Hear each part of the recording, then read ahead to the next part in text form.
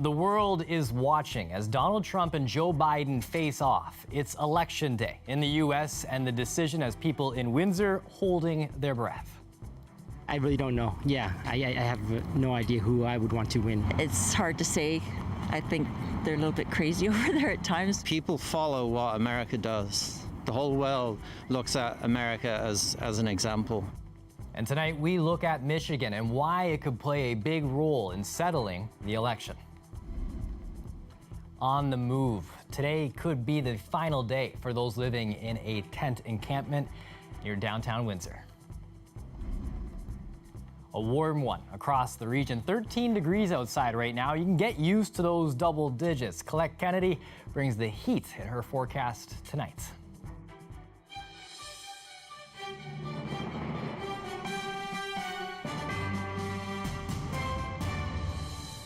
I'm Chris Ensing. Thanks for joining us. Election day in the United States, a long and bitter campaign between rivals Donald Trump and Joe Biden. But today, voters take the center stage as the two presidential candidates battle for the White House. Now, despite record voter turnout, the path to victory may not be straight or easy. Rafi Buchanan has more. Mr. Vice President, can you tell us why you're spending so much time in Pennsylvania today? One last push of campaigning on the big day. Joe Biden subdued after a late night with a celebrity endorsement. Right now it's time for action. Visiting his childhood home in Pennsylvania, while Donald Trump turned up on Fox and Friends to boast. We think we're winning Texas very big. We think we're winning Florida very big. But at this point, it's all in the hands of voters and the Electoral College, and it comes down to a handful of battleground states, such as Florida. This is my first time voting, actually, so I'm actually really excited. The state holds 29 of those all-important Electoral College votes, all snatched up by Trump 4 years ago. The First Lady there today making the case to keep the Sunshine State red. It's election day, so I wanted to come here to vote. But besides campaigning and stump speeches, there are concerns about violence, cities boarding up, the White House too. The FBI is involved, investigating this incident of Trump supporters running a Biden campaign bus off the road last week in Texas. It's all trickled down to worries even in states that aren't along the voter battleground. It just seems like there's so much hate in the country right now. With COVID, a lot of people were afraid to come in, so I guess the courts just said, you have to do it, you have to let these votes be counted. Close to 100 million Americans have already cast their ballots. Because of the pandemic, several states are allowed to count mail-in ballots for several days after polls officially close. And there is another reason the country could stay in suspense beyond tonight. Republicans have already challenged mail-in ballots in several jurisdictions in court, and the president has said that's very well where he may return if he doesn't like the results tonight. Rafi Buchanan, CBC News, Garrisonville, Virginia. And people here in the border city watching this election closely. We spoke to some of them today. The opinions polarized. We want to see Donald Trump win. We came here today to pray the rosary, a group of us. We want the pro-life candidate to win. Trump is a big liar and he always helped the rich people. I would like to see Trump again because I see America's economy is sustainable, so I would prefer what as it is, so it should maintain or it could be better. To be honest with you, I really don't know. Yeah, I have no idea who I would want to win because neither one is really my candidate. Well, I definitely don't want to see Trump get in again. It's hard to say. I think they're a little bit crazy over there at times, so I have a feeling they might re-elect him, but I definitely think that would be a nightmare for everybody. Let's set our sights now across the river on Michigan. The state has 16 electoral college votes up for grabs. Donald Trump narrowly won it back in 2016, making him the first Republican to do so since 1988. But his win came from razor-thin margins, with just under 11,000 votes pushing him over the edge. Our Megan Fitzpatrick is keeping an eye on the state. We spoke to her late this afternoon. Megan, how big are the stakes in Michigan today? Well, just look at the travel schedules for Donald Trump and Joe Biden in the last few days, Chris. I mean, Trump wrapped up his campaign in Michigan last night in Grand Rapids. It was one of 2 appearances that the president made, making last-minute pitches to voters in Michigan. There's been a lot of Joe Biden in Michigan the last few days as well. And his vice presidential pick, Kamala Harris, was just across the river this afternoon near Detroit as well. So they were making their pitches to voters. Donald Trump trying to keep Michigan red. He flipped it in 2016 by the narrowest of margins, just winning it by 10,704 votes over Hillary Clinton. Joe Biden obviously trying to turn it back blue. So they've been making their pitches to voters, but a lot of those voters, Chris, had made their choices in advance. A record number of Michiganders requesting absentee ballots, some 3.3 million of them. Apparently about 92% of them have been returned. Some of those ballots came from right here in Windsor. I spoke to Kathy Murphy, who is from Michigan originally. She lives here, and before the pandemic, she would cross the river every day to go work in Detroit. She's a volunteer with Democrats Abroad, and she's saying that given how close the election was in 2016, Americans like her who live in Canada could make all the difference. To me, I want to be able to be proud to tell another Canadian that I'm also American and that I can get behind our president, and I just can't with the violence he incites and the just his general demeanor is embarrassing living in Canada as an American.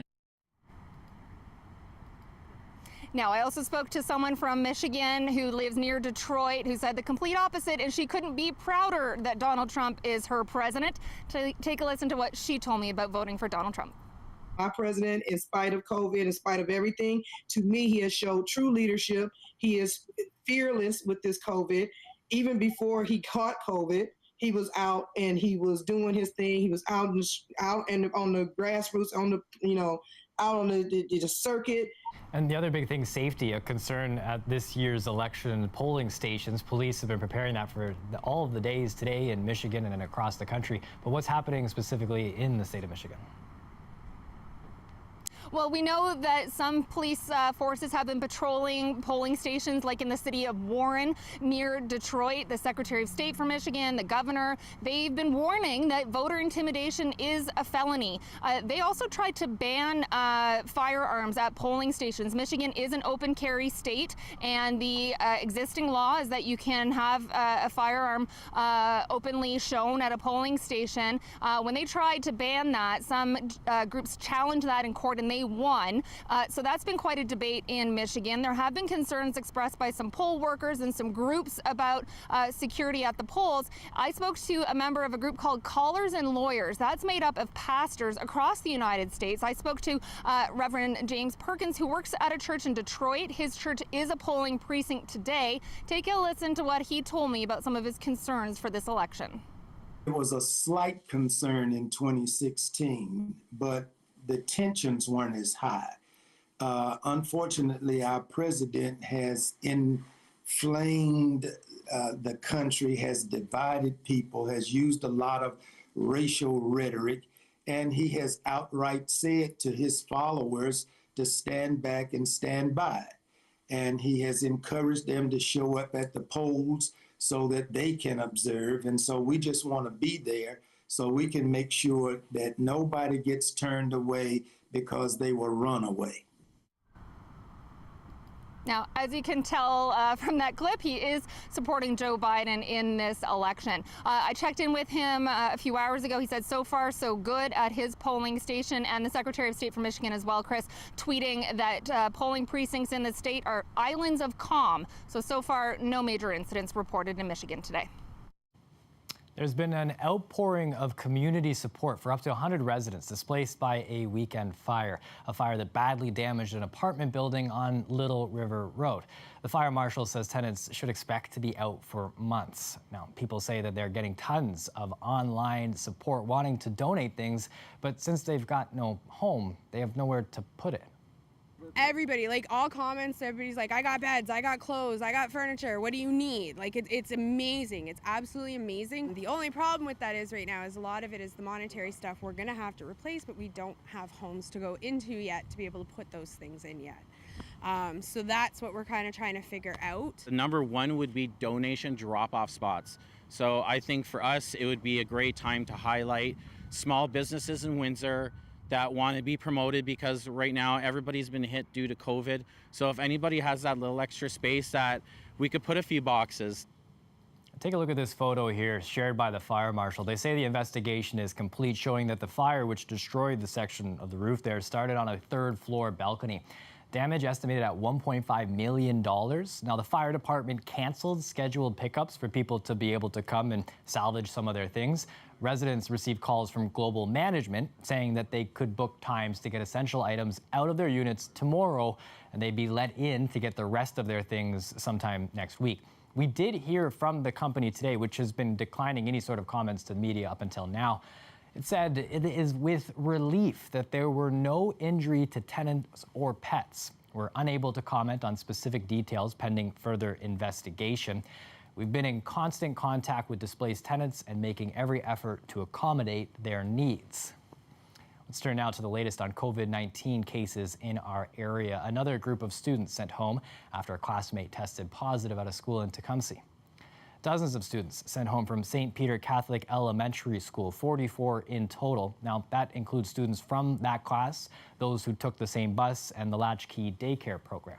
That's 3 active cases at the English School Board and 1 at the English Public Board in Windsor, Essex.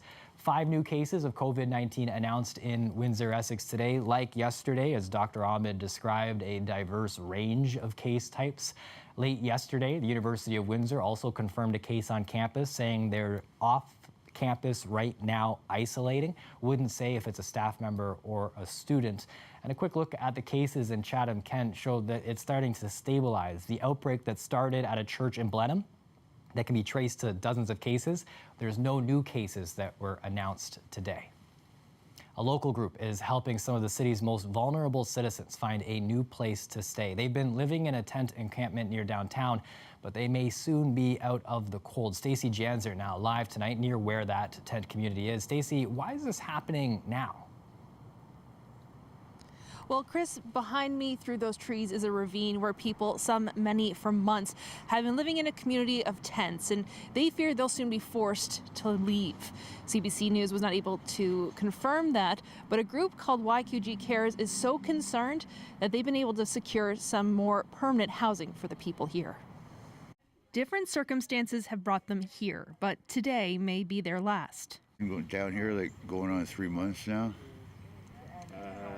And, you know, like, still trying to find that place for that I can afford to try to live comfortable, and that would be about it, trying to make ends meet for myself. Today might be that day, as 27 rooms have been made available for those living in what's being called the Cut. They've housed many homeless people over the last 4 years without any community assistance. They've done it all on their own.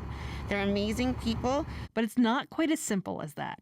And the transport of their personal belongings, where does that go? How do they carry all of that, you know, in which they've spent months or the last year creating or building up? And now it's going to be left to within a day to be carried on their backs if no proper support is in place for them.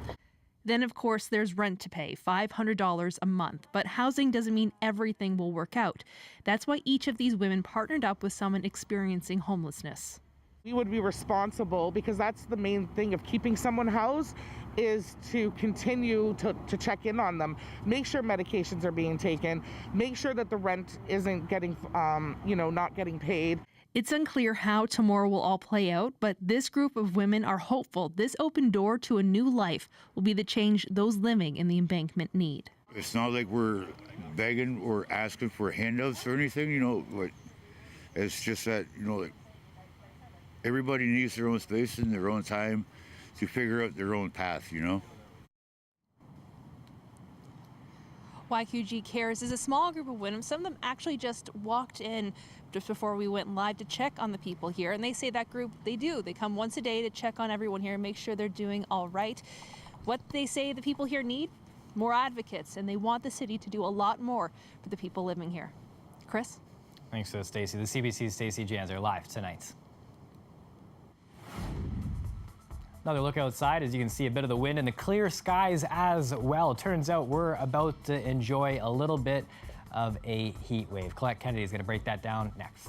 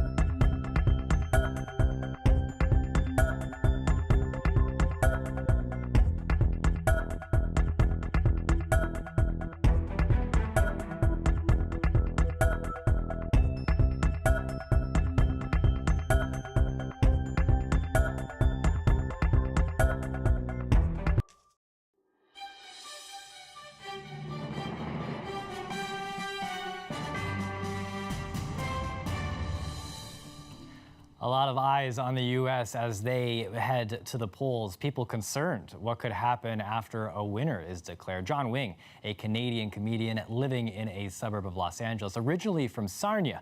And he spoke with our Dale Molnar this morning about the mood where he is.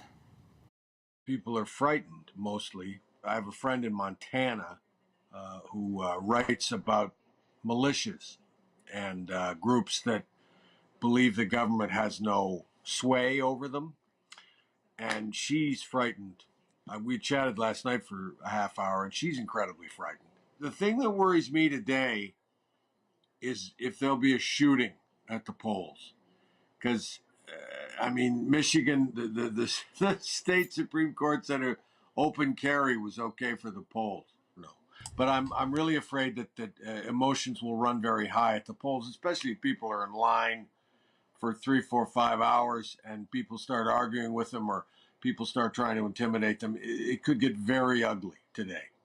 But then again, when it comes down to it, the people who wave their guns and act really big often seem to be absent when the real stuff goes down.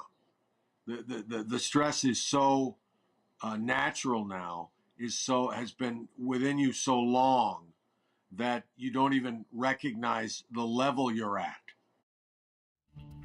Some serious concerns there from a comedian.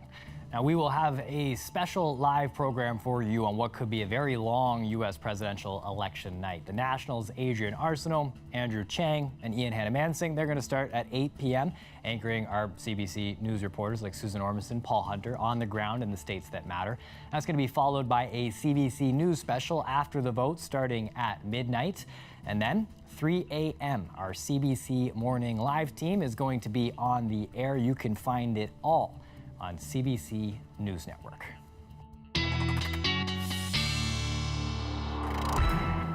And joining us now for a look at the weather is Colette Kennedy. We almost need the sunscreen out here this week, eh? Yeah, I think it's the kind of situation where you actually might need the sunscreen as we get a little further into this week. Today, Chris, was just like a gentle introduction to what the weather is going to be like. So sunscreen, maybe, but sunglasses for sure. And we are going to be seeing those temperatures rising. So today we just went a tiny bit above seasonal, and those winds were just beginning to be a little bit gusty from the southwest. So it's only going to be increasing from here. So our current temperatures, yeah, now we're just coming down a little bit, still in the double digits, 12 degrees for Windsor, 10 degrees here for Chatham-Kent. And these are the sustained winds. So they are coming out of the southwest, but the wind gusts have been just over about 30 kilometers an hour. So that's where they've been. Now, this is what's going to be happening. So we're going to be talking about these winds getting much stronger. Some of the wind gusts, not just up to 50 kilometers an hour. We may be seeing some of these gusts even possibly exceeding 60 kilometers an hour. And that's as we go through, not only into Wednesday, but at times I really am seeing this even going all the way as we're heading towards Thursday. All right. So we're getting into this situation where we're going to be seeing this kind of blocking pattern, and we're into what most would call kind of the best, the most pleasant portion of this kind of system or this situation here. So we do have, yes, high pressure in this dome. It's going to be giving us the clear skies. I do have at least some passing clouds that I'm putting in, and that's the situation for Thursday, not the situation in terms of what we'll be seeing for Wednesday, because tonight and for tomorrow, we really are talking about those clearer skies. So temperatures, yeah, this time of year, an overnight low, let me just remind you, closer to about 3 degrees. So even our overnight lows running about 5 degrees above seasonal. And forget today with the highs around 13. How about this? This is what I was saying. Today was just a gentle introduction, because how about 18 degrees for the high tomorrow? Thursday, a little more cloud cover, about 17. And then you can read what's happening here. We're talking high teens. You may be right. Sunscreen might be in order, Chris. It's sticking around for about a week here. Sunscreen, sandals, shorts, all of this coming back. Bring out the flip-flops. Where'd you pack them? You know, I gotta find mine. No, I love it. I love it. Thanks for the bright forecast. You're welcome. And coming up, we are going to take one last look at what's happening in Michigan, speaking with the news director at WDET just across the river.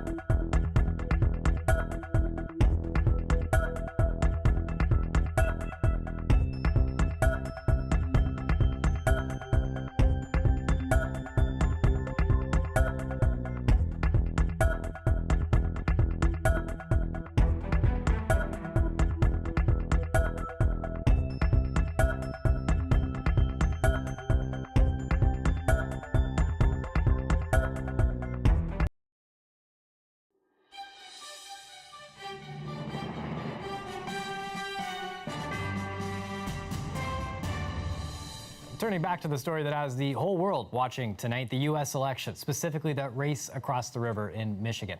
Joining me now with more is Jerome Vaughn, news director with WDET in Detroit. Thanks for joining us, Jerome.